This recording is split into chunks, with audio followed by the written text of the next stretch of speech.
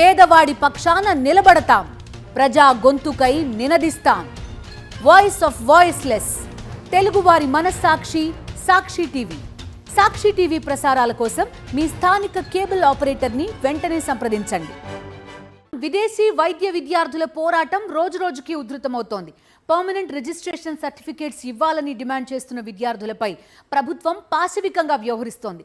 ఓవైపు రిజిస్ట్రార్ స్పందించరు, మరోవైపు పోలీసులు నిరసనలు తెలపనివ్వరు. పైపెచ్చు లాఠీ దెబ్బలు రుచి చూపిస్తారు.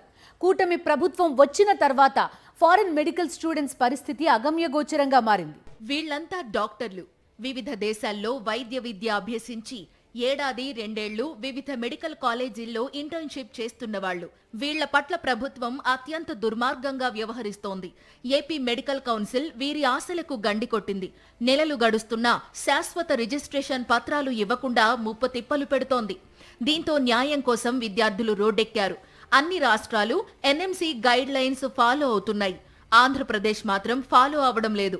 మిగతా రాష్ట్రాల్లో సంవత్సరం ఇంటర్న్షిప్ చేయిస్తే ఏపీలో మాత్రం 2 ఏళ్లు 3 ఏళ్లు చెయ్యాలంటూ ఆదేశాలిస్తోంది ఎన్టీఆర్ హెల్త్ యూనివర్సిటీ.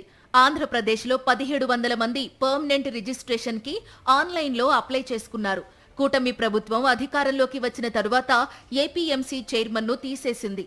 సంవత్సరం పాటు కొత్త చైర్మన్ ని నియమించలేదు. చైర్మన్ ని మే నెలలో ప్రభుత్వం నియమించింది. చైర్మన్ వచ్చి ఇన్ని రోజులవుతున్నా ఇప్పటి వరకు పర్మనెంట్ రిజిస్ట్రేషన్ సర్టిఫికెట్లు ఎందుకు ఇవ్వడం లేదంటూ వైద్య విద్యార్థులు అధికారులను నిలదీస్తున్నారు.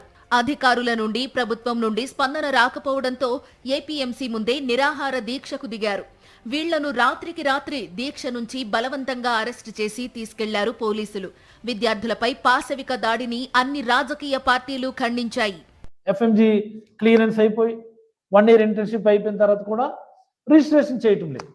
అడిగి అడిగి అడిగి అడిగి గొడవ చేస్తే మొన్న ఎప్పుడో ఏపీఎంసీకి చైర్మన్ వేశారు. మొన్న గవర్నమెంట్ స్థాయిలో మంత్రి కానీ ఏపీఎంసీ రిజిస్ట్రార్ కానీ ఫైల్ పెండింగ్ పెట్టినారు 12 months నుంచి.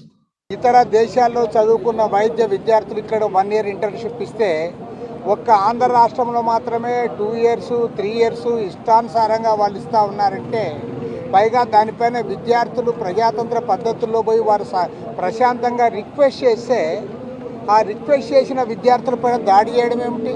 తమతో పాటు చదివిన విద్యార్థులకు పక్క రాష్ట్రాలు పర్మనెంట్ రిజిస్ట్రేషన్ సర్టిఫికెట్లు ఇస్తుంటే ఏపీలో ఎందుకు ఇవ్వట్లేదని విద్యార్థులు ప్రశ్నిస్తున్నారు.